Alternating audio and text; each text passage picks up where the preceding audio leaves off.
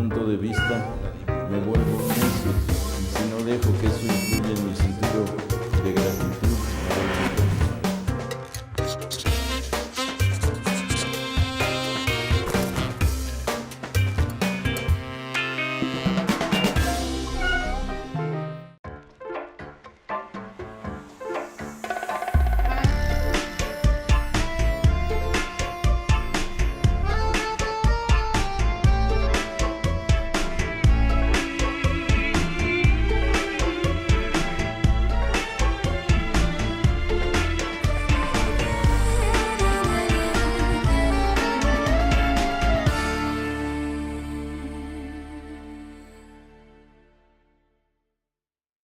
Hola, qué gusto estar con todos ustedes este día en donde los aquí presentes vamos a hacer un recuerdo de nuestro querido Carlos Monsiváis, pero con un tema, con el tema del feminismo de Monsiváis.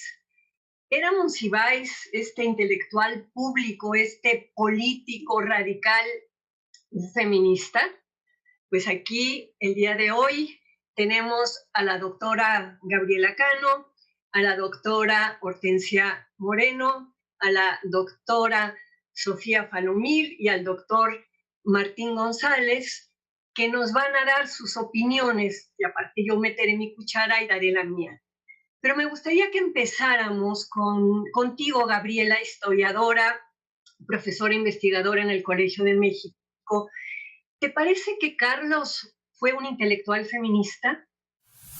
Me parece que fue un feminista y un feminista radical, constante y consistente.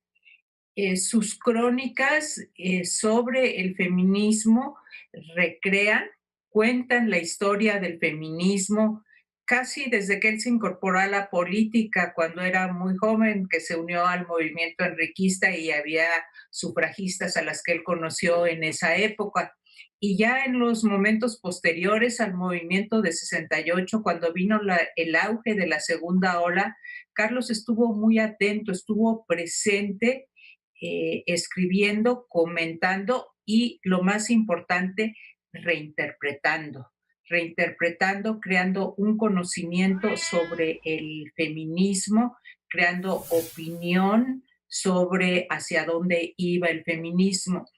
Creo que hay una idea central en Carlos, que es decir, las organizaciones que se autonombran feministas son pequeñas, pero y quizá no muy visibles.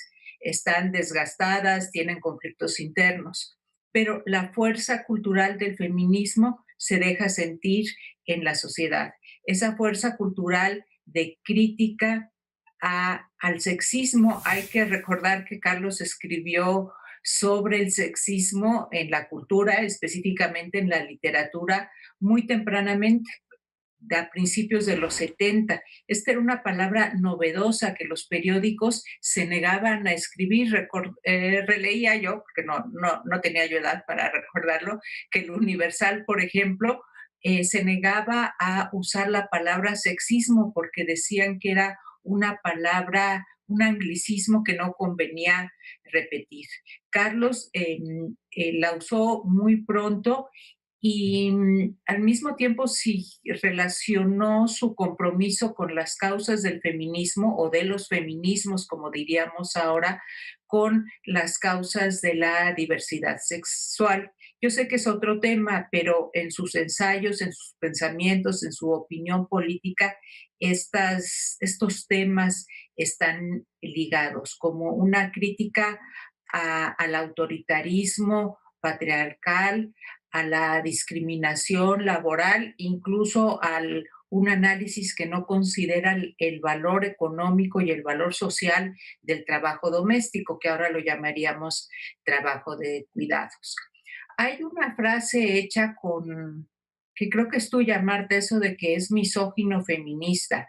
Yo estoy empezando a creer que eso es una leyenda urbana, un juego entre tú y Carlos, porque era en verdad feminista. Quizá se podría hacer un chiste de que a veces quería estar platicando y saliendo a divertirse solo con sus amigos, pero yo creo que era un feminista consecuente. Cuando me vuelva a tocar voy a platicar de sus amigas feministas, que ese es un gran tema a lo largo de toda su vida. Pues muchas gracias, pero esa frase se la puso él mismo y eso lo contará Hortensia cuando le toque. Yo quería vincular lo que tú estás diciendo ahorita con justamente lo que hace Martín, ¿no? Que tiene una maestría en estudios de género, una maestría en historia y que está haciendo su doctorado justamente sobre política sexual. ¿Y cuál sería el papel que tuvo Carlos para ti, Martín? ¿O cómo ves la figura de Carlos vinculada sobre todo con lo del feminismo? Sí, pues muchas gracias.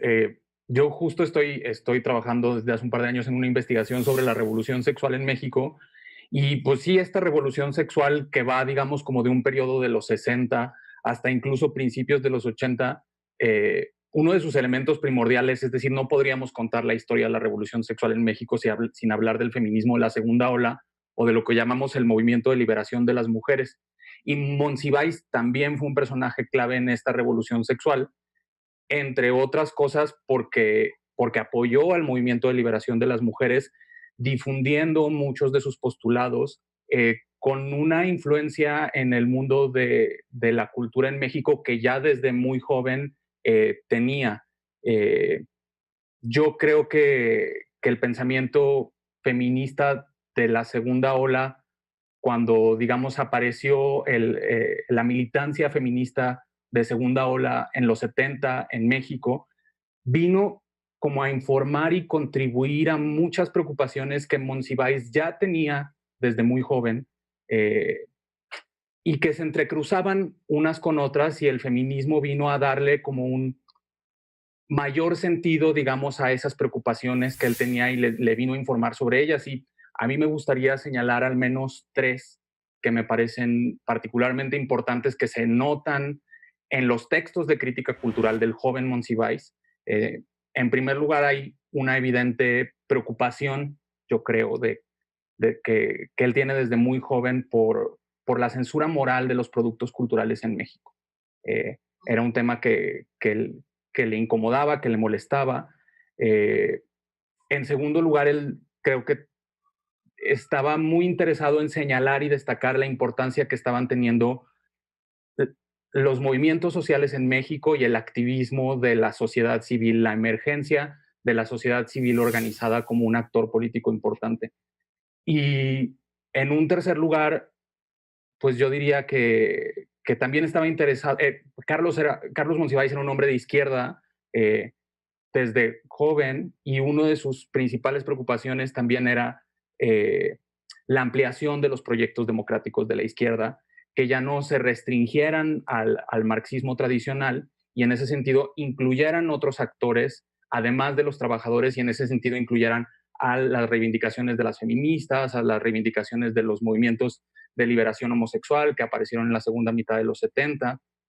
Y sí, como crítico cultural, yo además quiero destacar que él estaba muy consciente y era muy afecto a hablar de lo que él llamaba la política del silencio como negación de la existencia.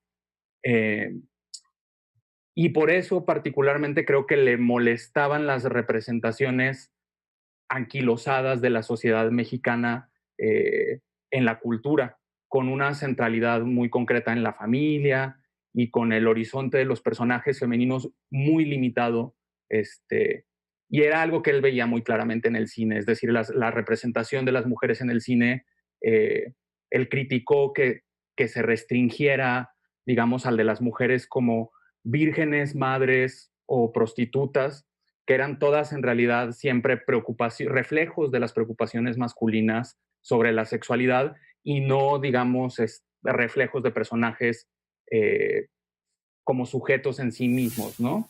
Y bueno, yo creo que antes, incluso, digamos, por plantear un preámbulo, antes de la militancia de segunda ola feminista en los 70 en México, desde que se fundó el Grupo Nuevo Cine, que Carlos Monsiváis ayudó a fundar con otros críticos culturales y cineastas, y en su programa que tenía también con Nancy Cárdenas, El cine y la crítica, esta fue como parte de la agenda de transformación. Quería remover las representaciones culturales para incluir representaciones más justas de las mujeres en la sociedad mexicana, porque estaba muy consciente del impacto cultural que esas representaciones tenían. No, muy bien, comparto, Martín. Tú decías que te parecía que yo había inventado lo de misógino feminista. Hortensia, que es investigadora del Centro de Investigación y Estudios de Género de la UNAM, compañera mía de hace mucho tiempo, y que fue con quien me embarqué en el proyecto que también tú estuviste desde el inicio, Gabriela, de la revista Debate Feminista, que siempre dije que Carlos tendría que haber estado allí, aparecer su nombre, porque era un factotum, y él dijo, yo no quiero estar en una revista solo de mujeres.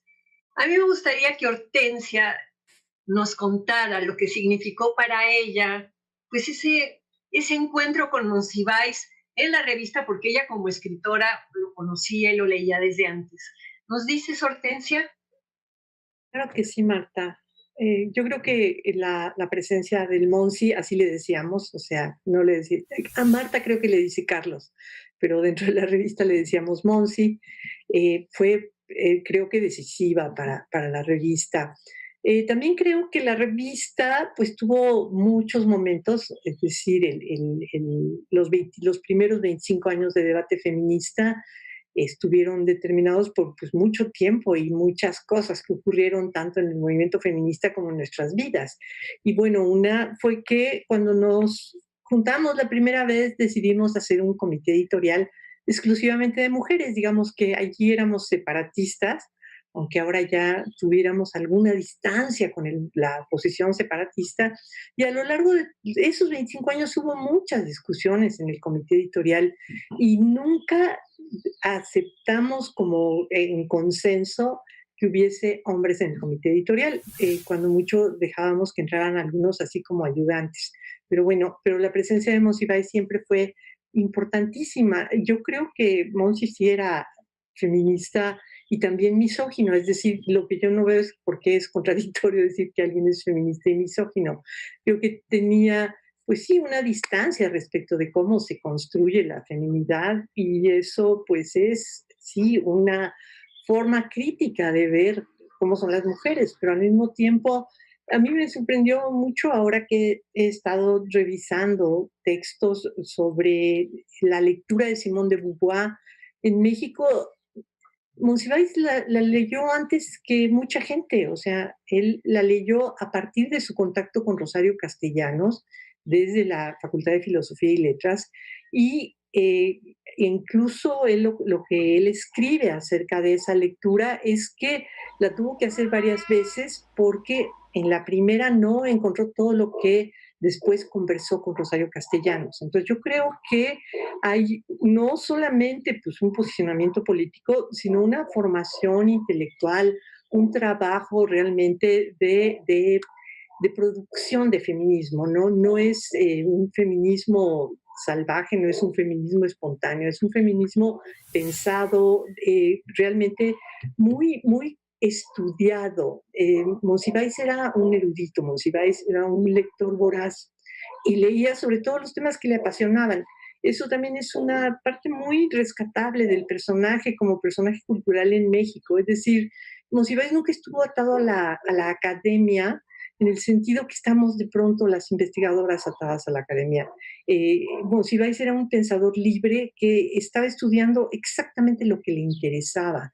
Y le interesaban muchas cosas, le interesaba la cultura popular y desde luego todos sus ensayos de cultura popular tienen ahora un valor impresionante porque yo creo que es una figura única en este afán de rescatar algo que para la élite intelectual pues es despreciable o no tiene suficiente valor y él encontró que esto verdaderamente podía permitirle medir el pulso del país, medirle el pulso político, medirle el pulso cultural y sus análisis en cine, sus análisis en cultura popular en general tienen una vigencia en este momento que parece mentira. Es decir, uno puede leer sus ensayos y sus crónicas y seguir entendiendo que verdaderamente estaba haciendo una radiografía de lo que significa vivir en este país, en este mundo, en este planeta.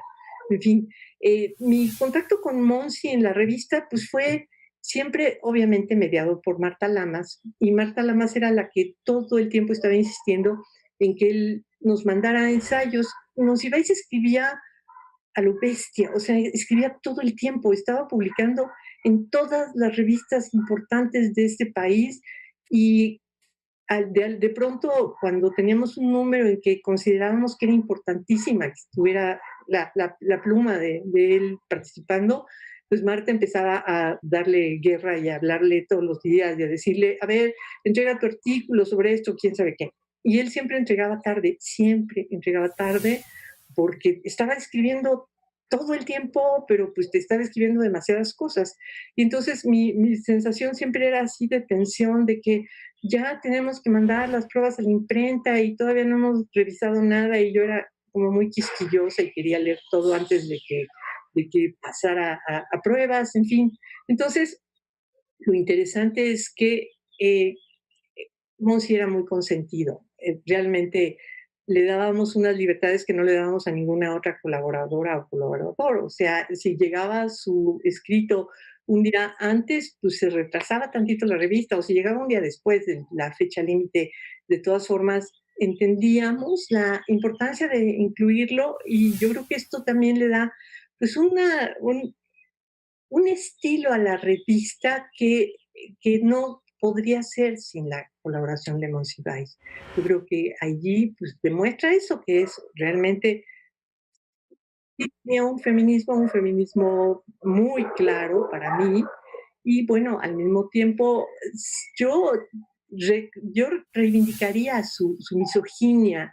Yo creo que Monsiváis tenía poca tolerancia para la gente tonta y para la gente ignorante y para la gente necia, y entonces era pues muy explícito al respecto de pronto. Entonces, bueno, no son los estilos a los que estamos acostumbrados en un país en que todo es por favorcito, con permisito, lo molesto. Entonces, pues sí. Con permisito, pero vamos a tener que hacer un corte y ahorita retomamos, porque lo que no contaste fue cómo él se puso a sí mismo misógino feminista. Pero regresamos ahorita.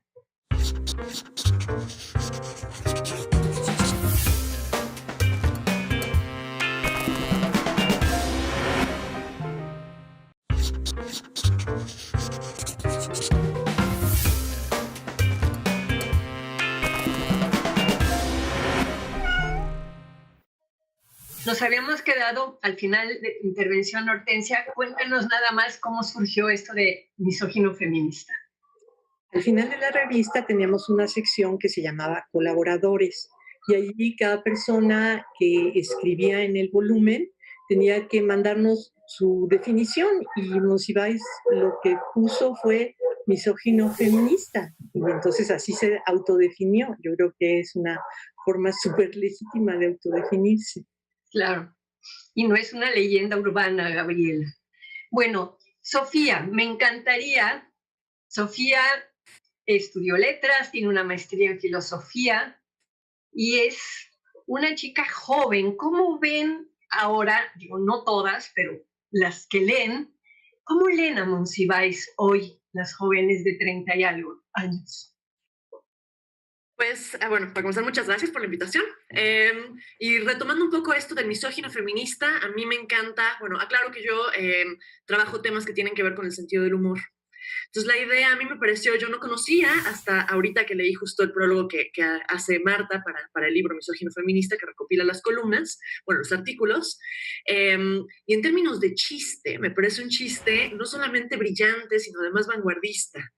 Como que el sentido del humor del feminismo contemporáneo, al que a veces se le acusa de tener tan mal sentido del humor, feminaces gruñonas, yo qué sé, y de pronto hay términos como el aliade o el macho progre, que de pronto son jocosos, ¿no? Que hay una cosa ahí como de un poquito, una pequeña burla y autoburla, una perspectiva profundamente autocrítica, y entonces en esta idea del oxímoron, ¿no? Que es la figura literaria que está jugando en el misógino feminista, es un oxímoron precioso, porque lo que está haciendo Monsi con esto pues es obviamente afianzar su feminismo precisamente a partir de este movimiento profundamente autocrítico. Digo, yo sé que qué espanto venir aquí a explicar el chiste, no hay nada que mate el chiste tanto como explicarlo, pero me parece que el sentido del humor ahí con el que siempre que siempre escribió Carlos Monsiváis fue absolutamente central para poder darle una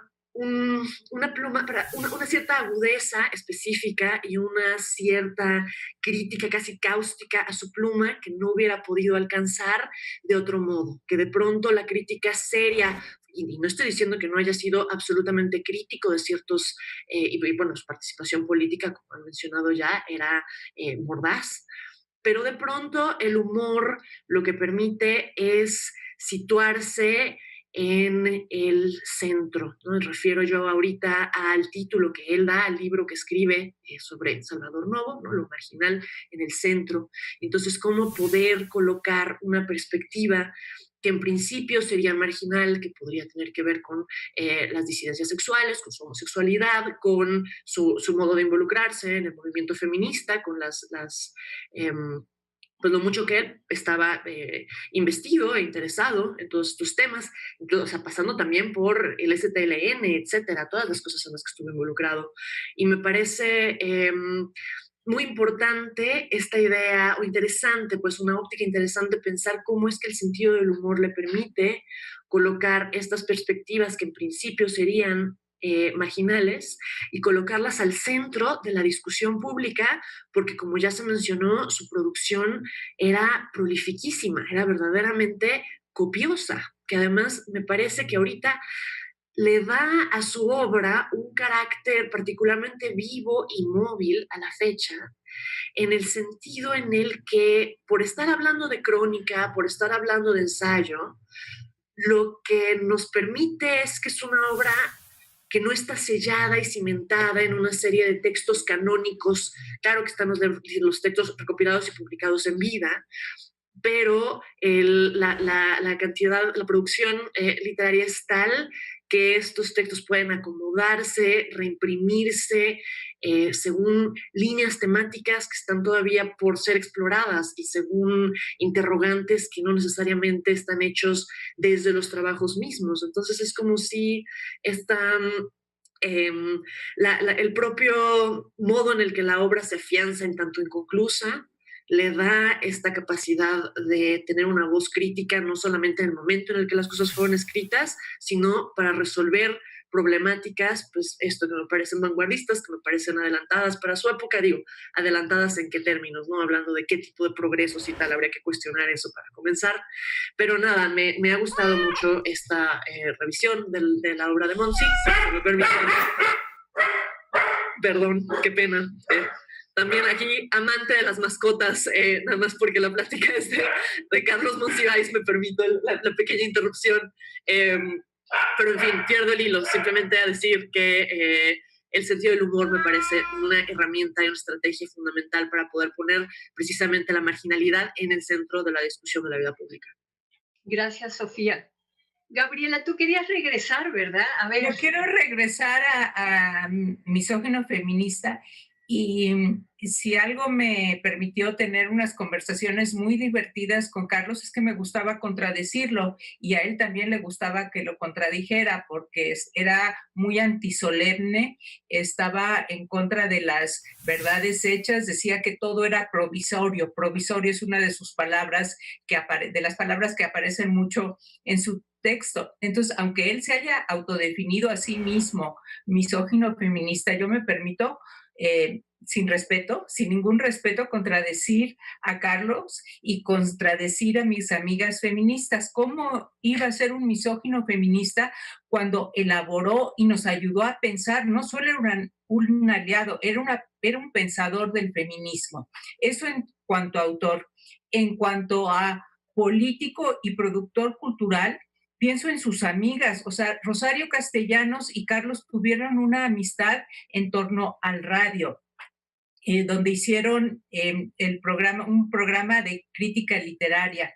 Sus amigas estaban involucradas en la causa del feminismo y de la diversidad sexual. Pienso en las hermanas Galindo, en Nancy Cárdenas, a quien ya se mencionó, donde hicieron el programa y la crítica del cine y la crítica, que era sobre todo una parodia de los políticos, que fue lo que después vino a Por mi madre bohemios. Ya mencioné a Margarita García Flores, que fundó FEM junto con Alaíde Fopa. En orden cronológico tocaría mencionar a Marta Lamas, pero ella la voy a mencionar después, porque está aquí presente, así que me salto el orden cronológico y menciono a Consuelo Sáizar, editora, que publicó los poemas de Nancy Cárdenas, y estoy mencionando 4 o 5 nombres de las decenas de amigas cercanas de Carlos, y no estoy mencionando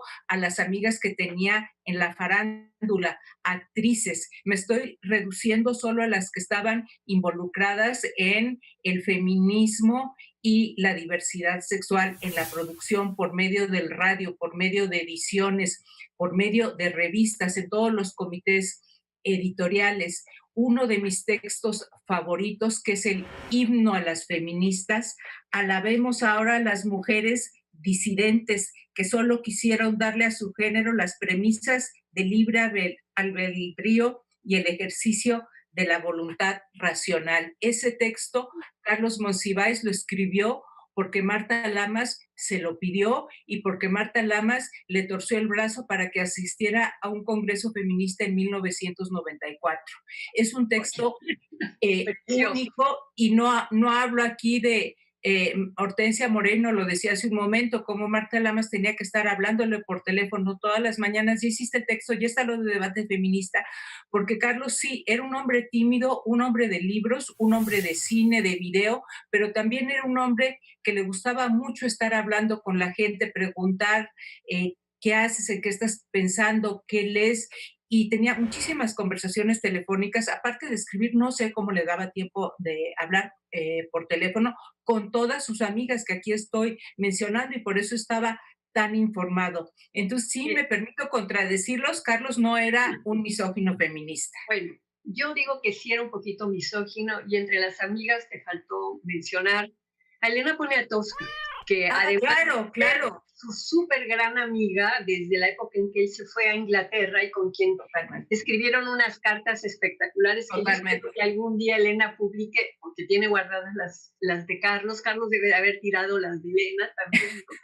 Raquel Serur, que Raquel y yo nos hicimos amigas justamente por Carlos. Lilia Rosbach, o sea, sí tenía muchas amigas, pero también era cierto que no le gustaba mucho estar en grupos de amigas.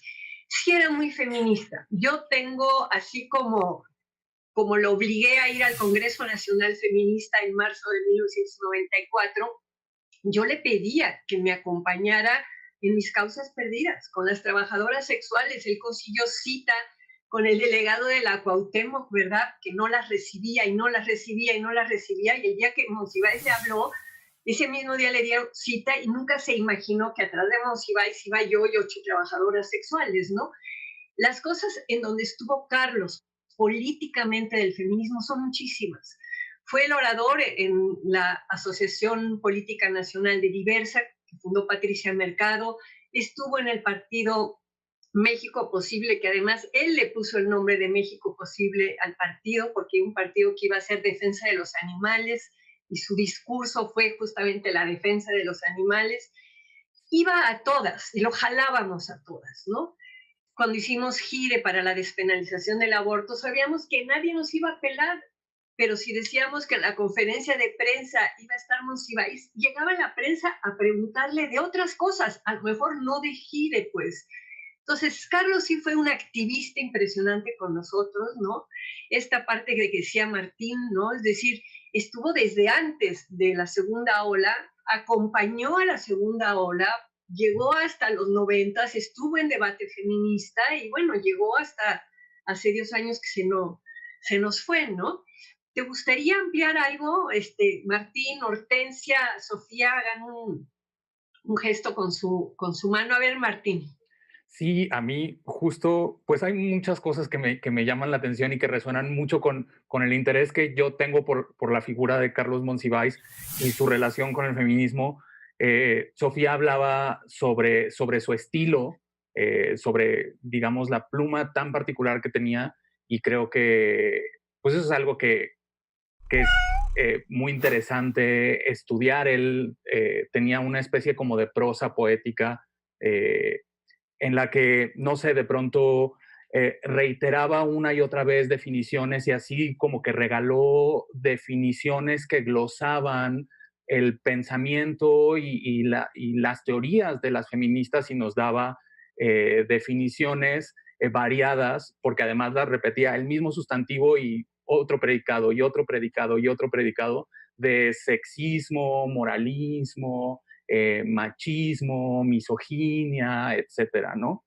Y eso es muy interesante de ver en su obra, cómo va expandiendo como las definiciones de un mismo sustantivo, ¿no? Yo creo que, y esto tiene que ver con lo que se está discutiendo sobre la irrupción, digamos, como de Monsiváis en muchos espacios con su poder, digamos, como cultural, poder de atracción de los medios que mencionaba Marta. Eh, en efecto, creo que, como dice Gabriela, pues era una persona tímida, y con cierta timidez se acercaba a comentar, digamos, en espacios feministas, y creo que lo hacía porque él creía que la política sexual era algo que unía, digamos, como las causas de las feministas con las causas de las lesbianas y los homosexuales, y creía que tenía algo que decir allí, ¿no? Pero, y, y creo que esos vasos comunicantes se notan, digamos, en, si uno revisa Misógino Feminista y que se abra esa puerta, pues está esta maravillosa carta que se repite a Nancy Cárdenas, y creo que un tema con otro, como decía Gabriela, se van conectando, y también desataban controversias, porque no siempre caía bien que apareciera en lugares donde de pronto no siempre iba a ser bien recibido. Vamos a hacer de nuevo unos minutos y regresamos.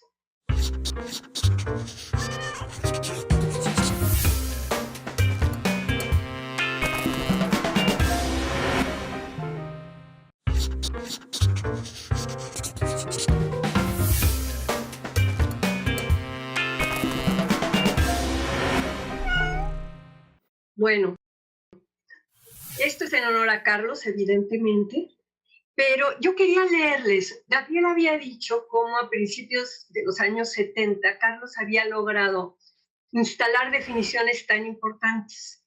Fue en 1972, en un ciclo que se llamó Imagen y Realidad de la Mujer en la Casa del Lago, que Carlos va a escribir una ponencia, todavía hoy se lee impresionante, Sexismo en la Literatura Mexicana, donde describe lo que es el sexismo. Miren nada más, no una conjura, ni una emboscada, sino más metódica y negociadamente una organización. La organización deliberada, alegre, exaltada, melancólica, inclemente, tierna, paternalista de una inferioridad. No otra cosa es el sexismo, una suma ideológica que es una práctica, una técnica que es una cosmovisión. Es una de las mejores definiciones que hay de sexismo. Este libro de Misógino Feminista es el libro que reúne todos esos artículos que a Hortensia le tocaba tratar de que llegaran a tiempo a la imprenta. Y me gustaría ver si tienes algún otro recuerdo o algún otro comentario, Hortensia, sobre nuestro querido Carlos. Tengo muchos. Quiero subrayar dos muy importantes. Uno, por supuesto, es del sentido del humor, sobre el que ya abundó Sofía. Creo que, además de eso, hay una lectura de Monsiváis que es una lectura desde la escritura, desde la propia escritura. Yo soy escritora. Escribir, para mí, representaba pues ajustarme a lo que yo entendía que era la forma correcta de escribir. Y cuando yo empecé a leer a Monsiváis, de lo que me di cuenta es de que puede haber libertad en la escritura, que si vale la pena escribir es porque hay que escribir con libertad. O sea, él se permitió una impresionante libertad en la escritura y esto pues es algo liberador para las personas que estábamos leyéndolo, que éramos muy jóvenes y que estábamos enfrentándonos realmente como una revolución en la literatura en México. Creo que él forma parte de una generación que empezó a decir cosas que no se decían en la literatura y eso es súper importante. Y el otro que quiero recuperar es la figura de Monsiváis. Creo que haberlo conocido en persona es un privilegio y haber compartido con él cosas como una mesa redonda, pues era una cosa muy especial. Yo me acuerdo de una muy particular, no sé ni dónde, ni de qué se trataba.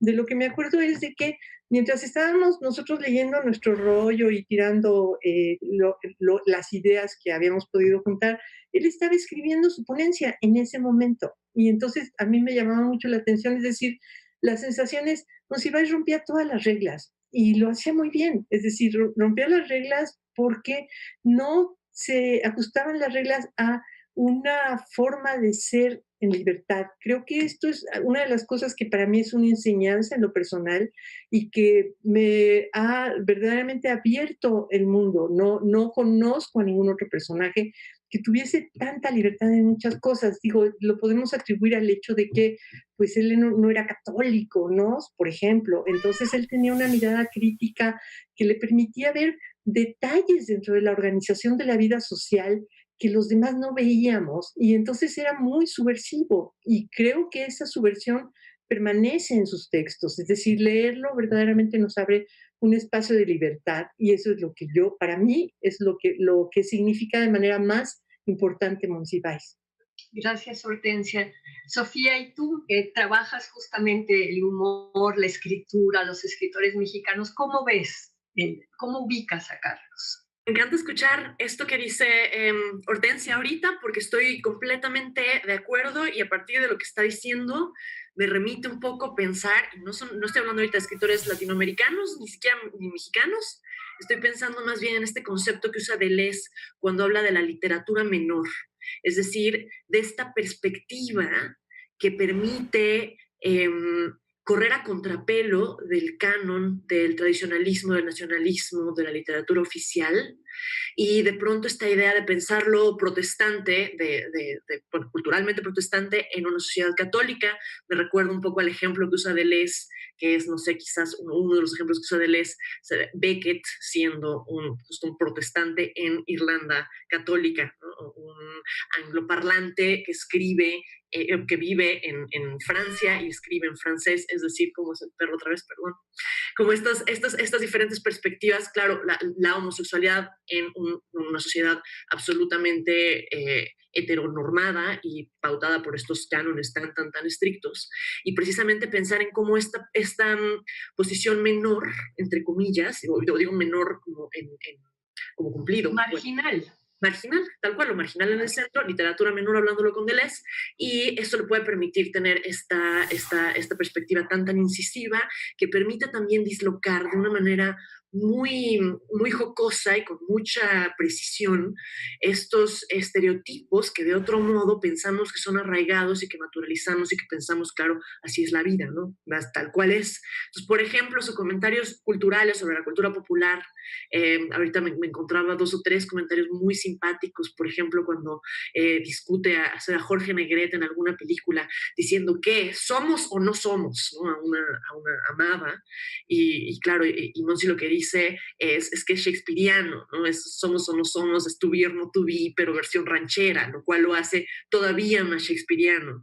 Entonces, esta frase que hubiera uno dado por hecho, que está tan enraizada y arraigada en los estereotipos y los papeles de género tan tradicionales, de pronto con este pequeño comentario, Monsi logra desnaturalizar y romper esto que damos por hecho y que damos por sentado. Igual se burla de alguna actriz diciendo, o sea, algún actor, algún galán que pregunta a su amada, ¿qué hacías antes de conocerme? Y ella dice, concesionaba mi exterioridad, ¿no? Entonces él habla de pronto de cómo cómo el lenguaje del tecnocrático ya permeó la estructura melodramática de la vida cotidiana de lo mexicano, ¿no? Del ethos de lo mexicano. Y de pronto son estos modos, estas perspectivas, esta óptica que enrarece la realidad en lugar de normalizarla, lo que también puede verse como una especie de disidencia al interior del lenguaje, además de todo lo que se ha dicho sobre sus participaciones activísimas y puestas, y pues su presencia y su pluma en temas tan importantes para el feminismo. Vamos a ir cerrando así con comentarios muy cortitos. Gabriela. Pues yo me estaba acordando de Borola Tacuche de Burrón, que es un personaje del cómic La familia Burrón de Gabriel Vargas, que Monsiváis escribió de este cómic desde muy temprano, y justo le interesaba mucho, le gustaba mucho el personaje de Borola, porque decía que era una feminista que estaba dispuesta a sacar adelante a su familia con su esfuerzo, que tenía inquietudes artísticas, creativas, que incluso en una ocasión fue a votar. Carlos siempre tenía como esta conexión con la ciudad, con los sectores populares de la ciudad y también con los circuitos de élite de la producción literaria. Entonces siempre va de uno a otro, y es una de sus maneras como rompió una regla muy importante en la cultura, que es darle como que subir y reconocer la importancia creativa y cultural de un producto como la familia Burrón, y dentro de eso Borola Tacuche, que es un personaje divertidísimo y que expresa este feminismo que está fuera de lo que él veía como los pequeños grupos activistas del feminismo. Hablando de esto, de los pequeños grupos feministas, Carlos fue quien me empujó a que hiciera el programa con Broso, el noticiero que estuve 6 años con Broso, haciendo un comentario, y al principio, yo me acuerdo hasta Carmen Aristegui dijo que cómo era posible que yo saliera con Broso y su encuerada, etcétera, etcétera, ¿no? Y Carlos me dijo, ¿qué tipo de feminismo quieres? ¿Un feminismo que llegue a todo el país y que te vea toda la gente que ve ese programa? ¿O quieres seguir encerrada en tu torre de marfil y tus libros, ¿no? Entonces, además de que a él le importaba mucho que el feminismo le llegara a toda la gente, ¿no? Por lo menos a mí, a muchas, nos empujó a que hiciéramos otro tipo de intervenciones feministas también. Martín, un comentario para ir cerrando cortito. No sé cuánto tiempo tenemos, pero nos van a decir en un momento. Pues sí, yo rápidamente cerraría diciendo que pues contar con la figura de Monsiváis pues fue un gozo para la cultura mexicana, y en ese sentido, en este homenaje yo creo que sería pertinente festejar lo que yo diría que es como pues festejar la fortuna del destino de que Monsiváis y las feministas de los 70 y en adelante hayan coincidido en el tiempo, porque creo que se nutrieron mutuamente. Carlos Monsiváis potenció el lenguaje, el vocabulario y las teorías feministas, y a la vez la propia obra de Monsiváis y sus análisis críticos, su crítica cultural, también se potenció y se nutrió de ese lenguaje. Entonces yo creo que es una de esas coincidencias magníficas que hay que celebrar. Yo también creo que tenemos que celebrar eso, y que ha dejado una herencia, digamos, material en todo lo escrito, aparte de quienes tuvimos la fortuna de conocerlo. Ahí están sus libros, ahí está su obra, ¿no? Bueno, simplemente como para cerrar un poco mi participación, me gustaría decir que me parece que en términos literarios una de las maneras en las que habría que celebrar a Carlos Monsiváis como un feminista, específico un misógino feminista, me parece maravilloso el término, es hablar de cómo el humor es capaz de producir y reproducir lo cotidiano, y en esa producción y reproducción lo que puede hacer es también dislocarlo, ¿no? Entonces, todo esto es en el momento en el que uno puede hacer un chiste de las cosas que damos por sentado, también estamos abriendo ahí las grietas y resquebrajando las cosas que damos por supuestas, y entonces la realidad se vuelve, se enrarece y al mismo tiempo se vuelve más maleable, más móvil, y se vuelve posible entenderla de otras maneras, organizarla de otras maneras y quedar abierta a diferentes cambios y a un devenir donde a lo mejor los papeles de todo, desde la homosexualidad hasta el ser mujer, hasta la masculinidad mexicana, que es algo que siento que Monsiváis trabajó con tanta agudeza y que hizo de una manera, pues esto, con mucho colmillo. Y nada, que fue verdaderamente un privilegio haberlo tenido como cronista de la cotidianidad de este país, porque en las crónicas uno obviamente no solamente recuenta lo ya dado, sino que construye este pasado de lo cotidiano que habitamos todos, ¿no? Y es el modo en el que nos entendemos a la fecha y de aquí en adelante. Hortensia, ¿quieres cerrar con una? Sí, yo creo que Monsiváis es una escritura. Monsiváis es alguien que se dedicó verdaderamente a trabajar la escritura de manera muy creativa, muy inteligente. Allí es donde está verdaderamente lo que nos queda de Monsiváis. Yo creo que hay que leerlo ahora. Yo los invito a visitar la página del CIE, donde tenemos el acervo completo de la revista Debate Feminista, y desde luego pues todos los artículos que publicó en Debate Feminista, desde luego también los libros que publicó, que están desde luego a la mano, que se pueden conseguir en las librerías o mediante el correo, que ahorita ya todo lo tenemos que comprar por correo electrónico, pero bueno, que se sigue leyendo, es decir, no sé si no va a pasar nunca de moda, pero en este momento para nada. En este momento está precisamente hablando con una voz que tiene vitalidad, está viva esa escritura, y yo creo que pues de lo que se trata también es de eso, de que veamos todavía lo que puede aportar este pensamiento. Gabriela. Yo estuve viendo las fotos que más circulan de Carlos, y son unas fotografías de juventud muy posadas. Hay una donde está Carlos con José Emilio Pacheco y con Sergio Pitol, con un librero al fondo. Creo que es una de las fotos en el Fondo de Cultura Económica. Luego hay otra foto famosísima donde está con José Luis Cuevas, con Carlos Fuentes, con Fernando Benítez en la cantina en la ópera. Y hay algunas fotos con Elena Poniatowska, afortunadamente, pero al revisarlas, y muchas fotos de Carlos con políticos. De las amigas de Carlos, yo creo que Elena es la que aparece en las fotos, y dije, para este programa me voy a proponer buscar esas, si no están las fotos, si no existen esas fotos de Carlos Monsiváis con Nancy Cárdenas, de Carlos Monsiváis con Marta Lamas. Marta, hay muchas fotos en tu casa, pero no sales tú en muchas de ellas. No sé si tú estabas tomando la foto. ¿Dónde están las fotografías? O vamos a recrear esas imágenes de Carlos Monsiváis con sus amigas feministas. No encontré ni una sola fotografía de Carlos Monsiváis con Rosario Castellanos, por ejemplo. Entonces ahí hay un sesgo de los libros, de la cultura impresa, que ha dejado al margen, que ha dejado esta oscuridad de Carlos con sus amigas feministas comprometidas con la diversidad sexual. Entonces creo que hay tanta obra que podemos encontrar esas imágenes ahí.